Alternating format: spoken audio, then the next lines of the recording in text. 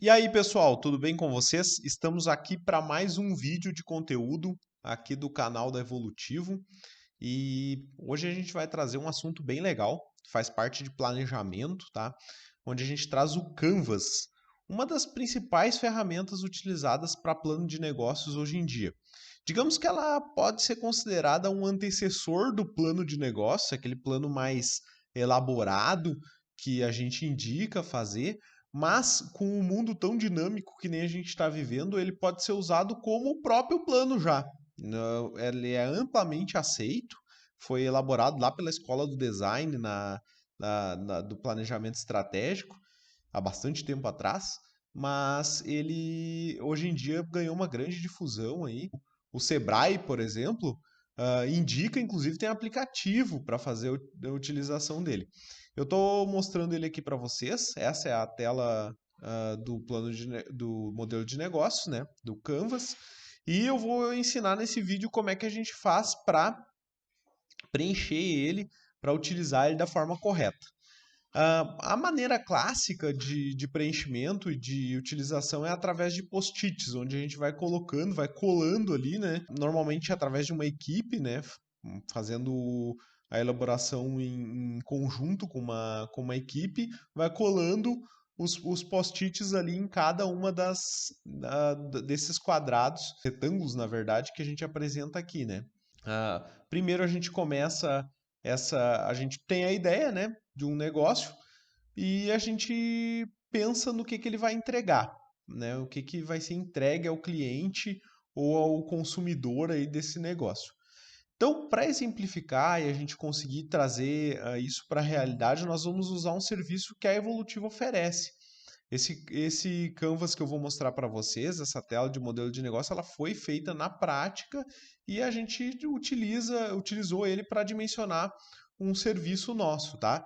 Mas eu vou traçar durante o processo aqui alguns comparativos com outros tipos de negócio para que fique bem lúcido o nosso exemplo, certo? Proposta de valor. O que é entregue ao cliente? A gente sempre começa a preencher o canvas daqui, desse momento aqui, desse retângulo aqui, tá? Então, eu vou colar os meus post-its aqui. No caso do BPO financeiro, que é uma terceirização do processo de finanças de uma empresa, a gente entrega ao cliente tempo, ou seja, ele precisa menos tempo para cuidar do seu negócio, da gestão do seu negócio, e principalmente dessa parte que é bastante morosa, né, do cuidado com o dinheiro. A gente entrega segurança, né? Quando a gente faz todo o processo de lançamento de centavo por centavo que é gasto no negócio, então a gente está oferecendo segurança ao nosso cliente, a gente está oferecendo redução de custos, porque é um serviço que a gente consegue cobrar um valor bem mais em conta do que uma pessoa somente para fazer isso dentro da empresa. Então, a gente oferece isso ao nosso cliente também. Oferece a organização, né? Porque a gente faz isso de uma maneira, através de uma metodologia bem formatada e bem organizada. A gente oferece acesso à tecnologia, porque a gente utiliza a tecnologia para isso, a gente utiliza um software de gestão para fazer isso, então a gente normalmente é o elo de ligação entre a empresa e a tecnologia no momento em que a gente implementa o BPO, então isso constitui a nossa proposta de valor, né? Se eu fosse, se eu fosse traçar um comparativo, por exemplo, com um outro tipo de negócio, um restaurante, somente como exemplo, né, que eu disse para vocês que eu ia trazer outros exemplos para enriquecer a nossa apresentação aqui. De repente, um restaurante pode trazer como proposta de valor um prato diferenciado na cidade, né, que os outros concorrentes dele não tenha, né? Ele pode trazer um ambiente que também diferenciado, atendimento. Então, a proposta de valor se baseia nisso. O que é entregue ao cliente no momento em que ele consome o serviço ou o produto. Passando aqui para o lado, então, nós vamos seguir em frente no preenchimento. Pronta a proposta de valor, a gente vai para os segmentos de mercado, ou seja, quem pode ser atendido por nós. Agora a gente vai começar a identificar quem é o nosso cliente, quem é a nossa persona, que nem o pessoal do marketing gosta de falar. Então, a gente tem aqui, por exemplo, usando o nosso caso do BPO financeiro, profissionais da área da saúde, prestadores de serviços, né, que podem se utilizar do BPO financeiro, é bem aderente a esse tipo de trabalho.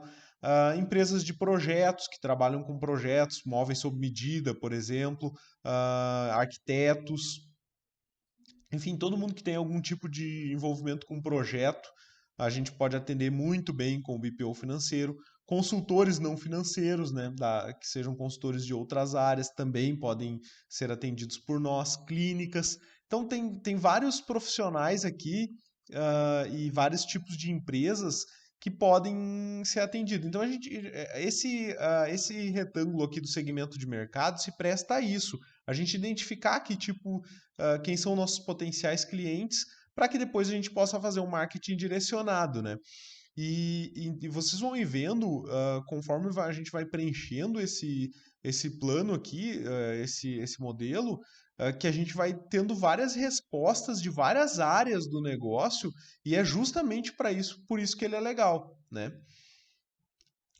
E como eu disse antes para vocês, ele é amplamente utilizado. Então, além de dar uma boa noção ao gestor, antes de abrir o negócio ou antes de começar um novo segmento dentro do próprio negócio, ele também serve daqui a pouco para explicar para alguém qual é que é a ideia que a gente está tendo e por que não buscar financiamentos para essa ideia, né? Com um investidor, por exemplo. Então, tem várias utilidades preencher a tela de modelo de negócio. Relação com o cliente. Bom, a gente já identificou quem é o nosso cliente, então a gente tem que saber que tipo de relação a gente quer ter com ele. No nosso caso aqui, nós queremos uma relação de confiança, porque a gente está falando de financeiro, então a gente quer uma relação, quer ser visto dessa forma, né? Precisa ser visto dessa forma. A gente quer entregar uma melhoria contínua, né? Então a percepção de melhoria tem que estar acontecendo sempre com o nosso cliente. Clareza, né? A gente quer ter todos os dados, mostrar sempre todos os dados de forma bem clara ao nosso contratante, então isso é bastante importante. E essa entrega constante que está ligada à percepção de melhoria contínua, né? Então a gente não quer vender um serviço estandarizado que nunca evolui, a gente vai estar sempre melhorando ele, né? Essa melhora vai ser cíclica. Então essa é a nossa proposta de relacionamento com o cliente. É dessa forma que a gente vai se relacionar com o nosso cliente nesse tipo de serviço. E por fim, de que forma que a gente vai acessar o nosso cliente, né? Que forma ele vai ficar sabendo que a gente existe. Então, vocês podem perceber que existe uma relação entre esses quadros aqui. Nesses retângulos aqui, a gente está falando de cliente, né? A gente está falando do nosso mercado consumidor, tá? Então, a forma com que a gente vai se comunicar com eles. Através de uma página de captura, né? Na internet, ou seja, um site com página de captura, através de indicações, né, que é o famoso boca a boca, a gente sempre vai precisar disso, isso nunca vai morrer. Através de instituições de formação, então, eu tenho se o meu público são profissionais da saúde, eu posso ir lá numa instituição que forma profissionais da saúde e está promovendo um trabalho daqui a pouco para conseguir acessar essas pessoas que vão se formar no futuro. E as redes sociais, né, que hoje em dia já são indispensáveis.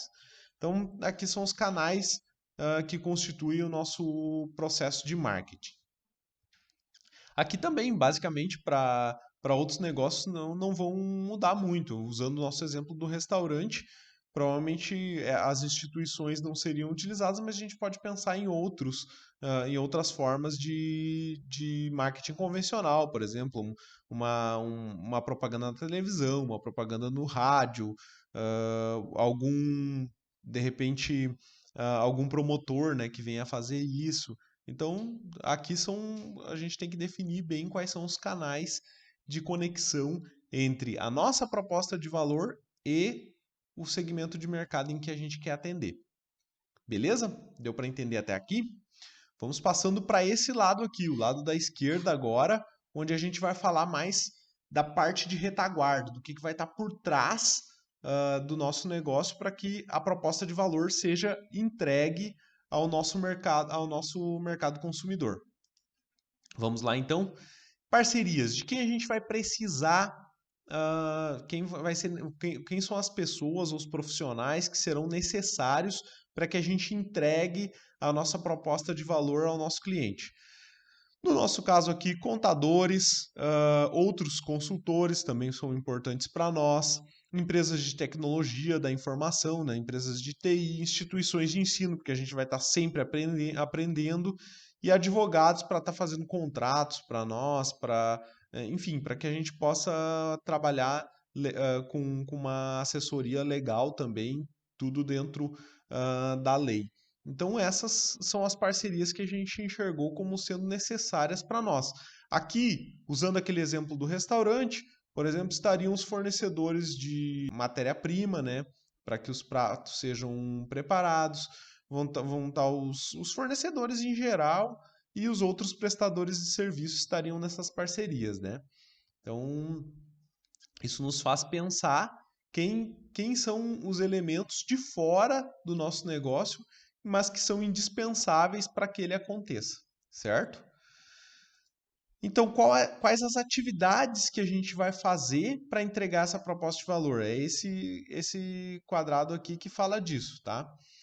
Então, para entregar o BPO financeiro, que é a terceirização do financeiro da empresa, a gente faz primeiro um plano inicial, depois a gente faz uma gestão de documentos, né, que a gente organiza todos os documentos que são ligados ao financeiro da empresa. A gente faz uma gestão de contas a pagar e a receber para o nosso cliente. Então, essa é basicamente uma das nossas atividades diárias assim na entrega. Claro que isso está bem grandão, né? Depois isso vai sendo, dentro da rotina, isso vai sendo direcionado, dividido em tarefas menores. Mas para um plano inicial, para um modelo inicial de negócio, é bem importante a gente ter essa ideia. E, por fim, aqui, a nossa apresentação de relatórios, né? A gente vai apresentar esses relatórios do financeiro de uma forma bem organizada para o nosso cliente, né? Então, as atividades, traçando aquele comparativo de novo, as atividades de um restaurante seria a preparação dos pratos, por exemplo, o atendimento ao cliente, a compra, né, de todos os insumos. Então, tudo isso estaria envolvido nas atividades de entrega de valor de um outro tipo de negócio. Estou sempre apresentando dois aqui para que o exemplo fique bem claro, né? Quais são os recursos que a gente necessita? No nosso caso aqui, uma plataforma do Google, né, que é o G Suite, o Trello, então vários serviços de tecnologia que a gente vai usar para isso. Computadores com SSD, com memória rápida, a gente necessita também para que a gente possa desempenhar o nosso trabalho com bastante agilidade. Contas digitais, né, em financeiras, em bancos digitais, a gente vai estar sempre necessitando disso. O nosso próprio software de gestão, a gente precisa dele como recurso. Então, é tudo que envolve a atividade, vai estar nesses recursos aqui e que é indispensável para que ela seja entregue ao nosso cliente, certo? Aqui, voltando à comparação do restaurante. Então, seria ah, todos os insumos que são comprados, né? Que são necessários para que sejam adquiridos para entregar os pratos.